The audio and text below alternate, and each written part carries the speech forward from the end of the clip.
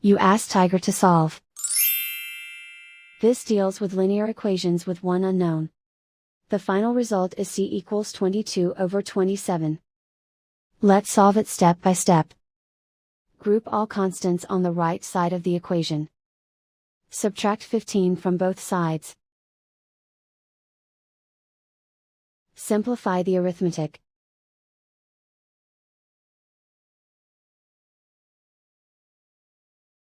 Isolate the m. Divide both sides by 54. Simplify the fraction.